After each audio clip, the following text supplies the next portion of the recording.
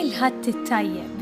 Illum 28 ta' Awwissu, it-22 ħadd ta' żmien ta' matul is-sena. Nilqakom għal din il-quddiesa mexxija mill-Arċisqof Charles Scicluna mill-Knisja ta' San Pawl tal-Ħġejjeġ f'San Pawl il-Baħar.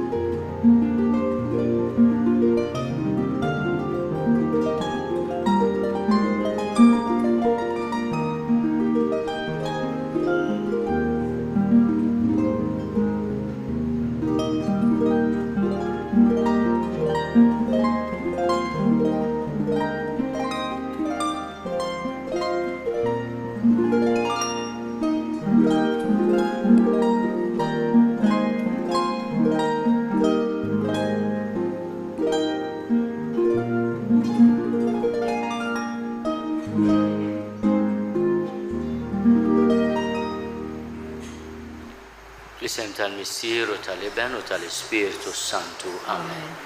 Il-paċi ma'kom. Insellem il-komunità nisranija kollha, anke dik preżenti hawnhekk f'San Pawl il-Baħar u daw kollha li qegħdin isegwuna permezz ta' TVM u l-mezzi l-oħra tal-komunikazzjoni soċjali. Din il-Knisja ta' San Pawl tal-Ħġejjeġ kif nafuha tfakkar il-mument tal-miġja ta' San Pawl fostna l-ħoġġieġa li qabbadna aħna l-Maltin u anke l-miraklu tal-lifa. Ejjew nitolbu biex dik l-atmosfera ta' akkoljenza imma wkoll tal-weda ta' Ġesu li jkun mad-dixxipli tiegħu tagħmlilna kuraġġ. Ejjew nitolbu maħfra l-Alla ta' kemm il-darba bidnu bietna f'qalbna tfejna il-ħoġġieġa li qabbad fina l-Ispirtu tal-Mulej. Mulej ħnina. Kristu ħnina. Mulej ħnina. Eħenna lina Alla li jista' kollox jaffrinna dnubietna u jwassalna l-ħajja ta' dejjem. Glorja l-Alla fil-oli ta' smewwiet u paċi fl-art lil-bnedmin ta' rida tajba. Infaħruk, inberkuk, nadurawk, natuk ġieħ, irrodulek ħajra l-glorja kbira tiegħek.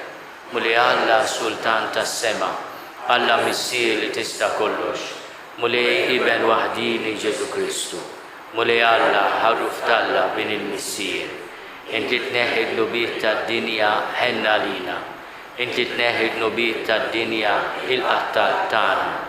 Inti qiegħed fuq l-emin tal-Missier ħenna lina, għaliex int waħdek qaddis, int waħdek mulej, int waħdek il-għoli Ġesu Kristu, ma l-Ispirtu Santu fil-glorja tal-Missier Alla. Amen. Nitolbu. U Alla inti tajtna l-fidwa u għamiltna uliet adottivi tiegħek. Ħares bitjieba lejn l-uliet eżistijek biex daw kollha li jemnu fi Kristu ikunu ħilsa tassew u jiksbu l-wirt ta' dejjem. Bibnek Ġesu Kristu Sidna li Alla u miegħek jgħixu jissaltan fl-imkien mal-Ispiritu Santu għal dejjem ta' dejjem. Amen.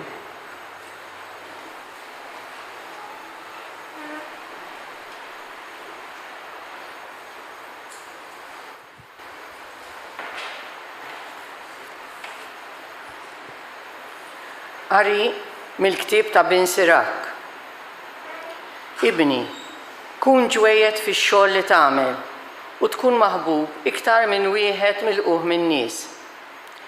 Aktar mint, iktar għandek iċċekken ruħek u ssib grazzja quddiem il-mulej.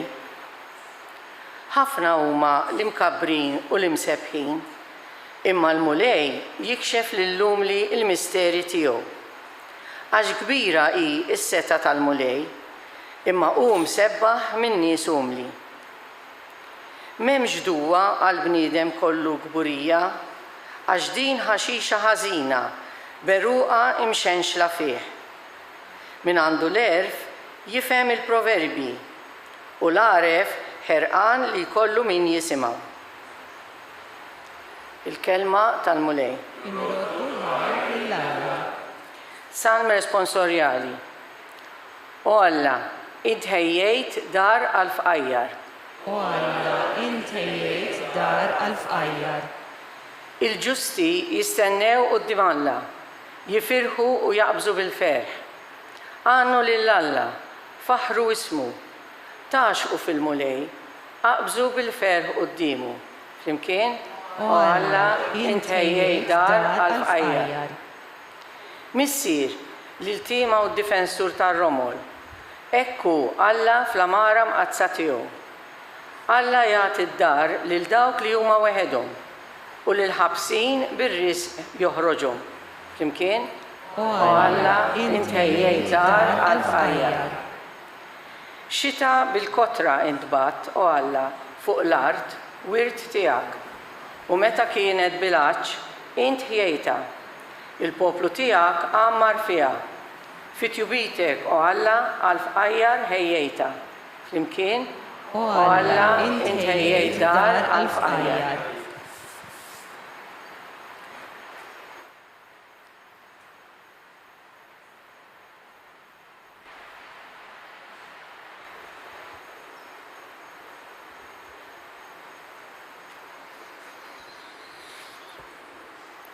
Qari mill-littra lill-Lut.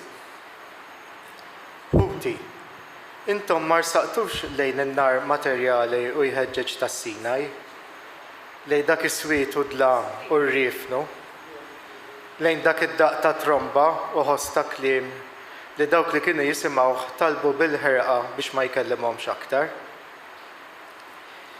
Imma intom rsaqtu lejn il-muntanja ta' Sion u lejn il-belt ta' Alla l-ħaj li Ġerusalem tas-sema. Irsaqtu lejn eluf ta' anġli f'ġema ferrieħa. Lejn il-ġema ta' ulliet ewlenin li jisimhom hu miktub fis-sema. Lejn Alla li mħallef ta' kulħadd.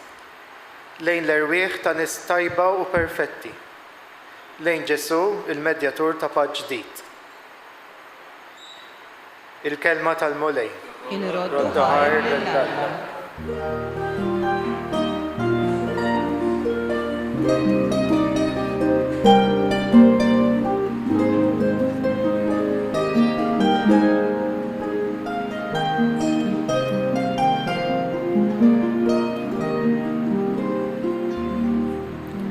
Ħuddu fuqkom il-madmad tiegħi, jgħid il-mulej, u tgħallmu minni għax jiena ta' qalb ħelwa u umli.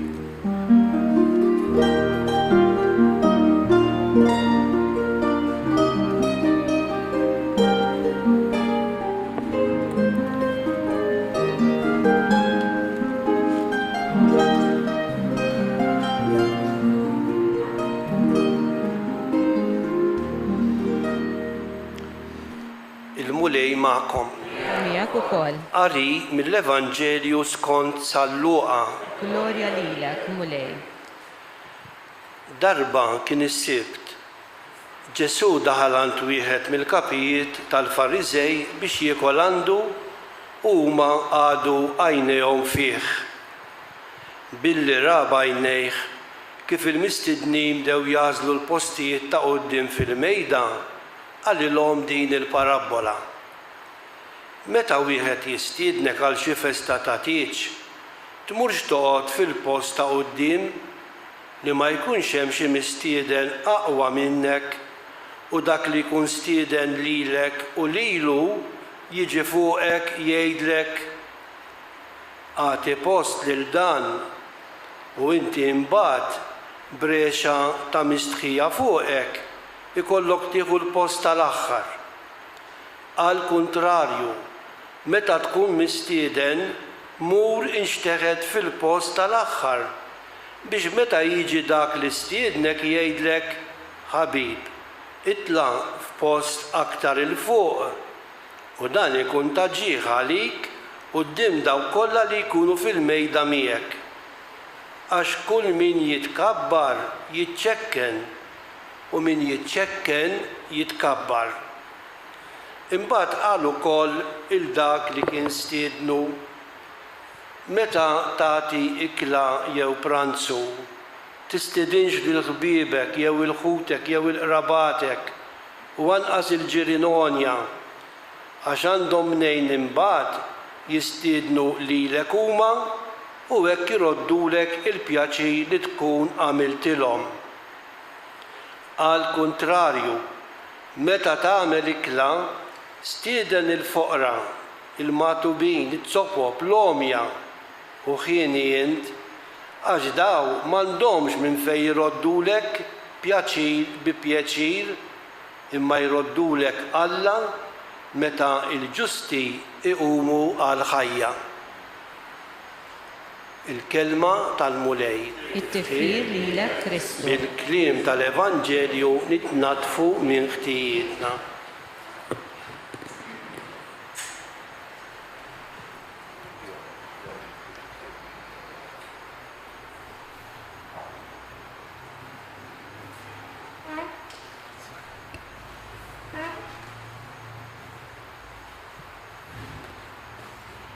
Ħafna drabi smajt li xi ħbieb jgħiduli aħna l-Kattoliċi meta nidħlu fi knisja dejjem nażlu l-bankijiet ta' wara dawk dejjem l-ewwel jintlew. Ma nafx għaliex u jekk din il-ħaġa hix ispirata mill-kelma ta' Ġesu llum li jgħidlek meta tkun mistieden tażilx il-post ta' quddiem, għażel dak ta' wara ħalli mbagħad min jistiednek jgħidlek ersaq il-quddiem u min jaf kemm il-darba s-saċerdoti jgħidulna ersqu l-quddiem, toqgħodux wara ersqu l-quddiem. Ġesu qed jitkellem ma' nies li ħafna drabi kienu jiltaqgħu biex jiddiskutu xi ħaġa ta' erf kbir. Huwa mistieden mill-wieħed mill-kapijiet tal-Fariżej.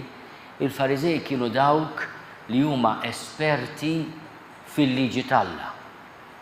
Kienu dawk li jgħallmu lil ħaddieħor kif għandek tgħix il-liġi tal-Alla. U meta kienu jiltaqgħu bejniethom l-ikla kienet tkun ukoll diskussjoni ta' ċertu livell. Ġesu huwa mistieden bħala rabbi, bħala għalliem u jagħti l-kontribut tiegħu. Imma l-kontribut tiegħu jisu bħal żunżana li tidħollok fid-dar u inti tittiftilha l-bieb jew it-twieqi biex kemm jista' jkun toħroġ mal-għajdi. Għax il-kelma tiegħu hija kelma ħanejduha kif inhi li toqrosna fil-laħam il-ħaj. Għax it-tendenza tagħna l-bnedmin hija li aħna nkunu nixtiequ ir-rikonoxximent ta' min aħna, nixtiequ li dak li jkun jaraf min aħna u rridu nammettu li din hija xi ħaġa fina qawwija li inti meta jistidnuk ma tiddejjaqx li jagħtuk post ta' ċerta importanza. Il-mulej qed jallimna xi ħaġa jibsa li nitgħallmu. Li kemm jista' jkun nitnatfu nissaffew minn kull tip ta' pretensjoni. Inti poġġewk f'dak il-post tranquill, seren, il-moment tiegħek jasal ukoll. Min jaf kemm fil-ħajja naħlu enerġija spiritwali, psikoloġika, nidbaq u ninkwetaw għax ma stmawniex biżejjed. U jaħasra fid-dawl tal-aħħar kelma tal-mulej, ejja għaddej fidi li tħol fil-ena ta' sidek, dak idbaq bi kollu isir suf. Il-mulej qed jallimna wkoll l-erf li aħna smajna silta minnu mill-ktieb ta' Bin Sirak li meta wieħed ikun ġwejjed fix-xogħol tiegħu ikun aktar minn wieħed minn minn nies. Aktar mint għandek iċċekken ruħek u ssib grazzja quddiem il-mulej. Din hija xi ħaġa li rridu nitgħallmuha ma nitwildux nafuha. Anke għaliex it-tarbija jekk tinnota fiċ-ċokon tagħha il-ħtiġijiet tagħha huma l-uniku preokkupazzjoni tat-tarbija tibki meta għandha il-ġuħ u tibki meta għandha l-uġieħ. Bil-mod il-mod irridu nitgħallmu naħsbu f'ħaddieħor. Bil-mod il-mod irridu nitgħallmu li forsi hemm ħaddieħor li jistoqlu rikonoxximent iżjed minni. Mbagħad wara kollox, dar imbierek rikonoxximent se jżid u jnaqqaslek tassew xi ħaġa. Inti il-valur tiegħek jiddependi minn dak li jaħsbu n-nies jew minn dak li jitrattawk in-nies. Jiena naħseb inkunu boloħ l-aħwa jekk ninkeddu wisq fuq kif jaħsbu n-nies dwarna, x'jgħidu fuqna jew x'jaħsbu fuqna. Inti trid tkun konxu tad-dinjità tiegħek, tal-valur tiegħek quddiem Alla li huwa x-xhud li jara fil-qlub. U min jagħmillek xi dispett, min jonsok, ikun naqas, ħanajdwa kif inhi. Imma m'għandux inaqqaslek mill-valur tiegħek innifsek. Għax il-valur tiegħek innifsek, id-dinjità tiegħek mhuwiex mill-għajdu tan-nies, minn dak li jgħidu l-midja soċjali, imma int quddiem Alla kif inti. It-tieni lezzjoni li għallimna Ġesu hija dik li hemm bżonn nimmaturaw tal-imod li meta nagħmlu qatt ta' karità, ta' mħabba, ta' altruiżmu, qatt ma nagħmlu l-kontijiet la fil-qalb tagħna, la f'moħħna, wis inqas mal-proxmu. Inti kellek il-pjaċir tagħmel qatt ta' karità, ta' ġentilezza. Forsi mhux bil-fors, dak li jkun ipattijulek, jekk kultant ipattijulek bil-maqlub. Se tagħmel? Titlef l-għarek u raġuni? Il-mulej jgħidlek inti stieden mingħajr ma tistenna xejn. U dak li jiġi merħba bih, merħba bih. Inqas ma tippretendi l-grazzi, inqas ma tippretendi rikonoxximent, iżjed jagħtik ferħ. Għaliex ikollok l-esperjenza ta' xi ħadd li rċieva rigal mingħajr ma stennieh, mingħajr ma pretendejt. Ma jekk jiena nagħmel ħajti bil-calculator f'idejja, jew illum xużaw ma nafx. Biżminna konna ngħidu calculator. U inti tgħid ara kien hemm tradizzjoni l-antika, dik xtatni fil-preċett tat-tifla, daqshekk se nagħtiha. Dik fil-preċett għaw fil-tiċ tat-tifel daqshekk tatna, ara ma jfittillekx tagħtiha iżjed ta'. U jiena kont nimmerevaljon nisma' diskors u memorja assoluta tar-rigali kulħadd ta' lil xatt. Biex ma mbagħad tispiċċa tirċiv xi rigal li tkun tajtu inti. Dik kienet tkun ukoll sorpriża eċċellenti, Ġifieri dak li tagħti mbagħad jerġa' jiġi lura hekk bħal boomerang. Ma dik hija l-kultura tagħna antikissima. U irridu nammettu daw kienu joħolqu ma nafx hekk għadhom x'in, ma niftakar jien kienu joħolqu komplikazzjoni kbar. Dan il-kejl ta' bejnietna. Il-Mulej illiberana minn dan. Da xi jfisser li ma nirrikonoxxux il-xulxin, ifisser li ma ngħidux grazzi lil xulxin, le. Imma l-Mulej qed jallimna t-triq tal-paċi, kemm jibsa triq tal-paċi li għallimna l-Mulej. Kemm hemm bżonn nitgħallmuha bid-diffiċli. Mhijiex triq faċli, imma triq tal-paċi hija dik it-triq tal-libertà. It-triq li tgħid jien mhux dak li jgħidu fuqi, imma li jien quddiem Alla. Dak importanti. Għax hu jara l-qalb tal-bniedem. Jiena dak li se nagħmel mhux se nagħmlu għal grazzi, imma x'nemmen li hu sewwa. U x-xogħol tiegħi huwa Alla. U hekk ikollna l-paċi tas-sew.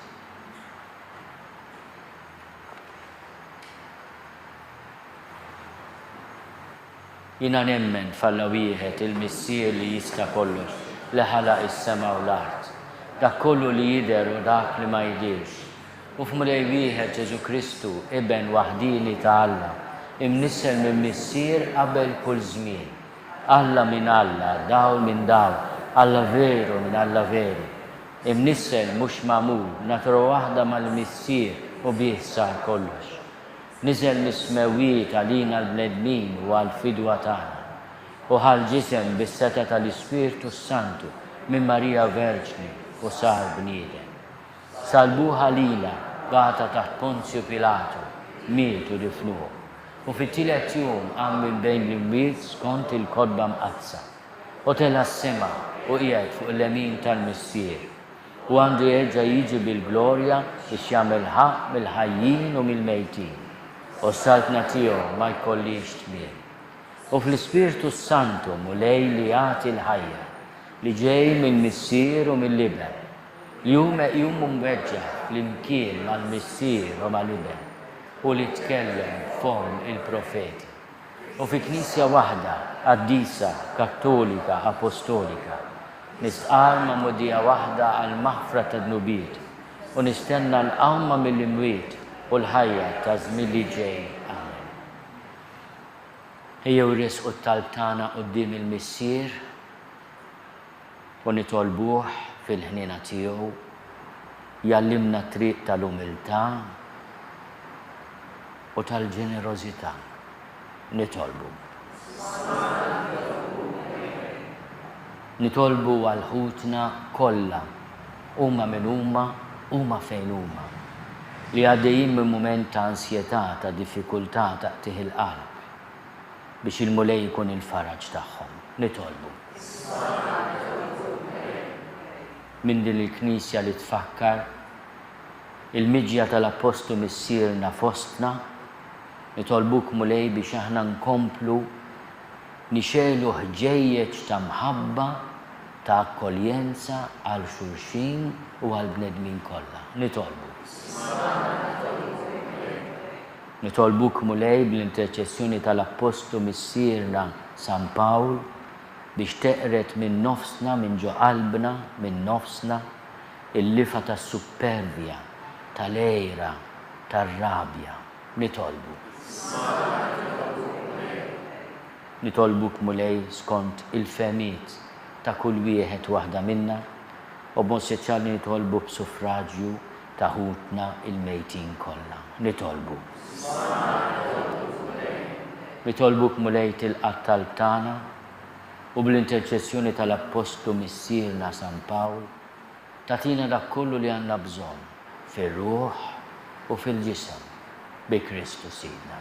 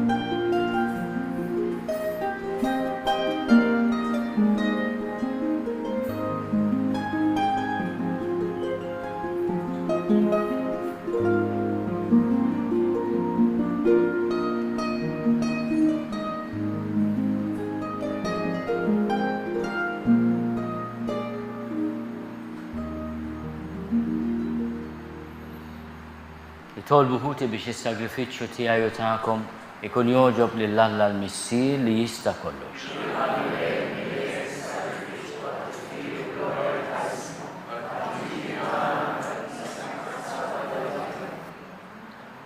Din l-offerta qaddisa mulej jagħtina dejjem il-barka u s-salvazzjoni u għamel li bil-qawwa tagħha niksbu l-frott tas-sagrament li qegħdin niċċelebraw bi Kristu Sidna. Il-mulej magħkom. Nerfgħu qlubna l fuq. Niżuħaj lill-mulej Alla tagħna. Sewwa u xieraq tas-sew mulej missier qaddis. Alla ta' dejjem li tista' kollox. Tajjeb u taġi tas-salvazzjoni tagħna li dejjem u kullimkien irrodulek ħajr. Aħna nafu li għall-glorja tiegħek bla qies intwieżen lilna bnedmin dgħajfa u tipprovdilna wkoll għajnuna mill-istess natura dgħajfa tagħna. U hekk intader u tħenn għal min jintilef. U minn fejn ikun ġarrab it-telfien twassallu s-salvazzjoni tiegħek bi Kristu Sidna. Bih il-tajja kollha tal-anġli ferħana l dejjem quddiemek iqimu l-kobor tiegħek. Flimkien ma tagħhom ilqa' nitolbuk it-tifħir tagħna waqt li magħhom nifirħu u ntennulek. Qaddis, qaddis, qaddis, mulej Alla tal-eżerċiti, ismewtu l-art mimlija bil-glorja tiegħek, osanna fl-oli tas-smawiet. Imbirek minn ġej fissem il-mulej, osanna fl-oli tas-smawiet. Qaddis tas-sew int mulej, inti lajn ta' kull dusija. Qaddes għalhekk nitolbuk dawn l-offerti bil-barka tal-Ispirtu tiegħek biex isiru għalina l-ġisem u d-dem ta' Sidna Ġesu Kristu. Li meta kien se jingħata biex minn raj ħibati bħal ħobs ratti l-ħajr qasam tal id-dixxipli tiegħu u qal ħudu u kulu l-koll minn dan għax dan huwa ġismi li jingħata għalikom.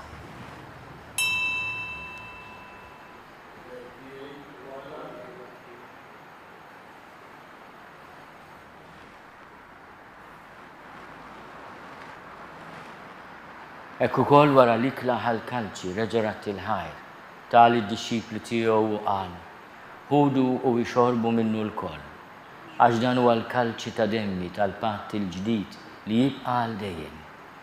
Id-dem li jxerret għalikom u għal-bnedmin kollha għal maħfra ta' dnubiet.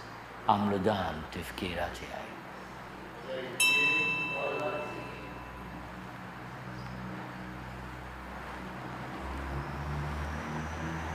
Dawnu l-misteru tal-fidi. Inħabru l-mer tiegħek mulej, inxandru bil-fer il-qawmin tiegħek, nistennew sa ma tiġi fil-glorja. Għalhekk aħna u nagħmlu dan tifkira tal-mewt u l-qawmien ta' Sidna Ġesu Kristu. Nofrulek mulej l-ħobs tal-ħajja u l-kalċi tas-salvazzjoni. U rodulek ħajra xogħġbok tilqana hawn quddiemek biex naqduk. U miċ-ċokon tagħna nitolbu li l-Ispirtu Santu jaqadna f'ġisem wieħed, lilna li nieħdu semm il-ġisem u d-dem ta' Kristu. Ftakar mulej fil-Knisja tiegħek imxerda mad-dinja kollha. Wettaqa' fl-imħabba flimkien mal-Papa Franġisku. Miegħi għaddej tiegħek mingħajr ma jistħolli. Mal-Isqof Joseph li qed jgħinni, mal-Isqof Anton u mal-Ministri tiegħek kollha. Ftakar ukoll f'ħutna li raqdu bit-tama tal-qawmien. Ftakar fil-mejtin kollha. Daħalhom quddiemek fid-dawl tas-seb tiegħek. Ħenna lina l-koll nitolbuk. Għati lilna wkoll il-wirt tal-ħajja ta' dejjem. Flimkien mal-Verġni Mqazzom Malla Marija, mal-Arus tagħha San Ġusepp, mal-Appostli b'mod speċjali l-Apostlu Missierna San Pawl u l-qaddisin kollha li jgħixu fil-ħbiberija tiegħek sa mill-bidu tad-dinja. Għamel li magħhom infaħruk u nsebħuk Ġesu Kristu ibnek. Bi Kristu, ma' Kristu fi Kristu. Jingħata lilek Alla Missier li tista' kollox flimkien mal-Ispirtu Santu kull ġieħu glorja għal dejjem ta' dejjem. Ejjew nitolbu. Kif għallimna u ridna nagħmlu liben ta' Alla Ġesu għas-salvazzjoni tagħna. Missierna li inti fis-smawiet jitqaddis ismek tiġi saltnatek, kull li tritin kif is-sema ekda fl-art. Ħobżna ta' kuljum għatina l-lum, aħfrinna b'nobitna, għalma naħfru l-minu ħati għalina. La daħalniex fit-tiġrib, iżda eħlisna mid-deni. Eħlisna nitolbuk mulej minn kull deni. Għatina fit-tiebu ħnina tijak il-paċi fi żmienna. Biex inkunu ħilsa dejjem mid-dnub u mħarsa minn kull inkwiet. Aħna u nistennew u nittamaw il-ena u l-midġa tas-Salvatur tagħna Ġesu Kristu. Mulej Ġesu Kristu li għat l-apposti tijak. Inħallilkom is-slim, natikom is-slim tijaj. La tħares lejn dnubietna. Iżda ħares lejn il-fidi tal-Knisja tijak. Għatijas li mulaqda li intrid fija, int li taħxu s-salta, għal dejjem ta' dejjem. Il-paċi tal-mulej tkun dejjem ma'kom. Għatu l-paċi lil xulxin.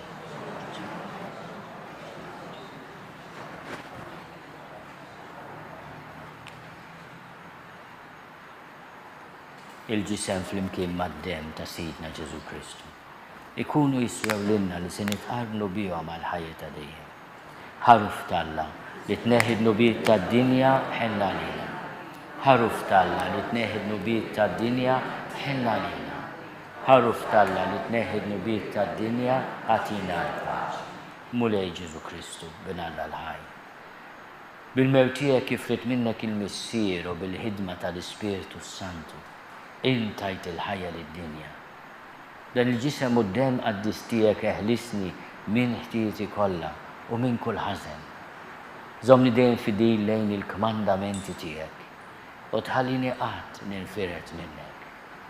Mulej Ġesu Kristu nitolbok li din itqarbina bil-ġisem u d-dem tiegħek. Ma tkunx il-kundanna tiegħi, iżda l-ħnina tiegħek tkun għalija l-ħarsien u l-fejqan ta' ruħi u ġismi.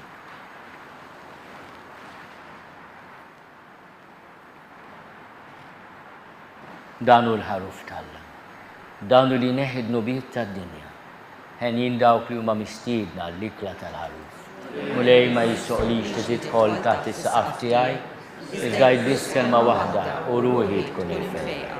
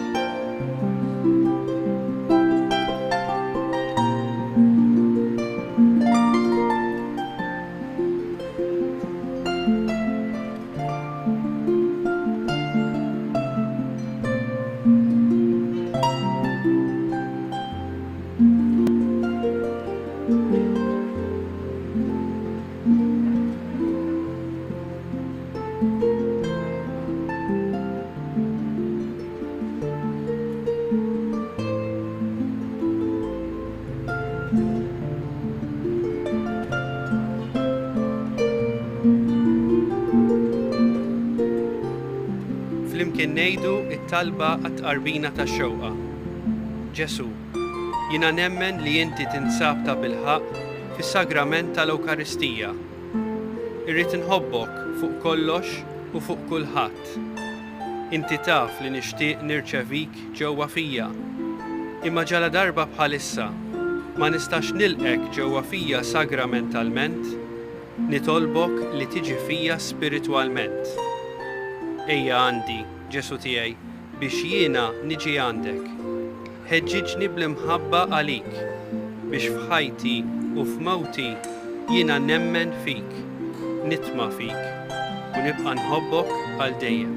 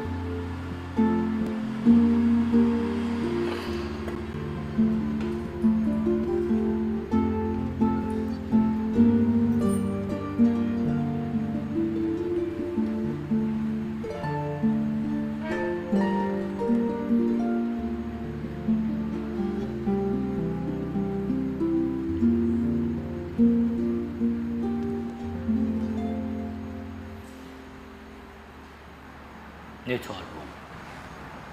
Issa li tqawwejna mulej bil-ħobs mill-mejda tas-sema, nitolbuk biex din l-ikla ta' mħabba twetta l-qlub tagħna u tħeġġiġna biex naqdu lilek f'qutna bi Kristu Sidna.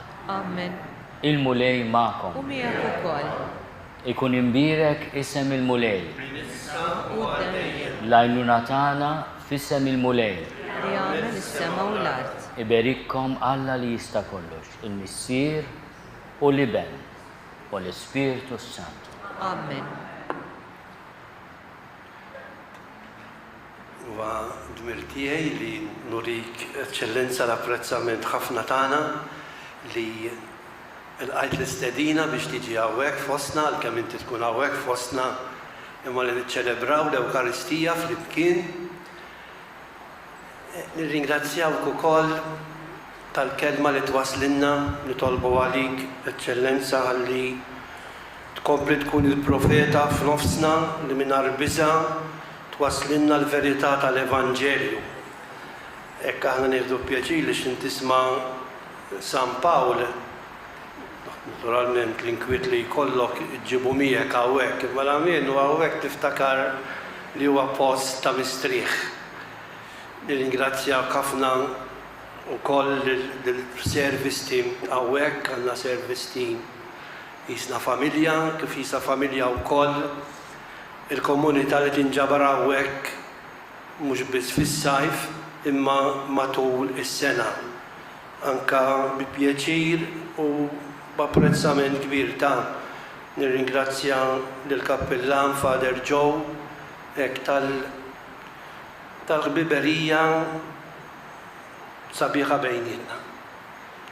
Jiena dejjem nemmen u li fejn hemm l-għaqda hemm Alla u allura rridu naħdmu għaliha. Jiena dejjem ngħid aħna parti minn din il-komunità ta' San Pawl taħt il-patroċinju ta' Marija Addolorata. Ekku biex nuruk daqsxejn apprezzament ukoll.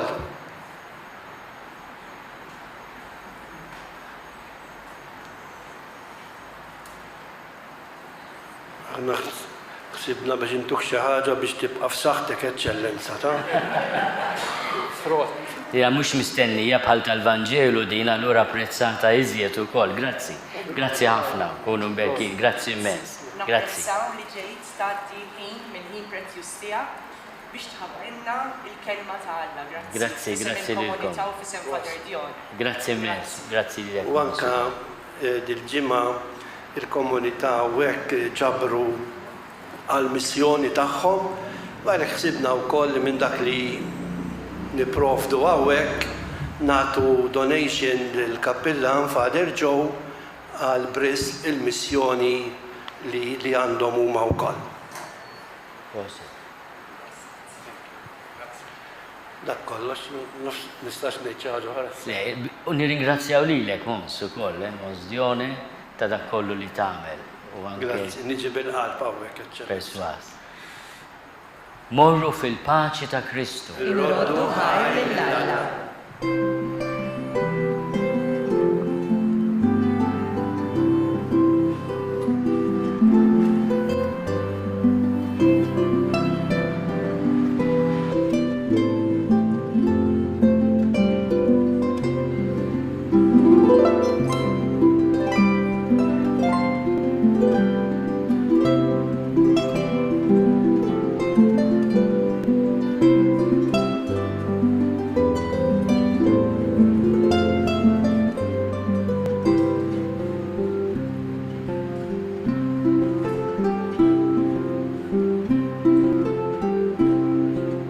Naslu fit-tmiem din il-qudiesa mill-Knisja ta' San Pawl tal-Ħġejjeġ f'San Pawl il-Baħar.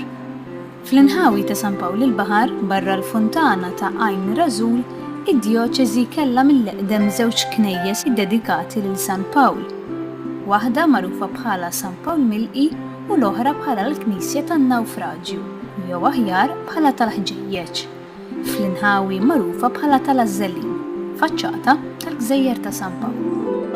Sfortunatament din il-Knisja li minna llum iċċelebrajna flimkien il-qudiesa mhix l-istess waħda li kien hawn qabel il-gwerra. Ma nafux eżatt meta nbniet għall-ewwel darba l-Knisja iżda li huwa żguru li hi qadima ħafna u nbniet mill-ġdid kemm il-darba. Fl-ewwel deskrizzjoni stampata ta' Malta fl-1536 din il-Knisja tissemma bħala Knisja ta' qima kbira. B'xorta ħażina l-Knisja tan-Nawfraġġju intlaqtet fil-gwerra u ġġarfet. It-tlet kwadri ġew salvati iżda ġarbu ħsarat kbar, l-aktar il-kwadru titolari li fih naraw il-folla madwar San Pawl Nawfragu kif ukoll il-Gran Mastru Injakur u l-pittur sajjar tal-kwadru. Il-Knisja kienet ġiet mibnija mill-ġdid mill-Gvern. Dik l-informazzjoni nagħlqu x-xandira tal-lum. Jiena nawguralkom il-kumplament tal-ħadd it-tajjeb.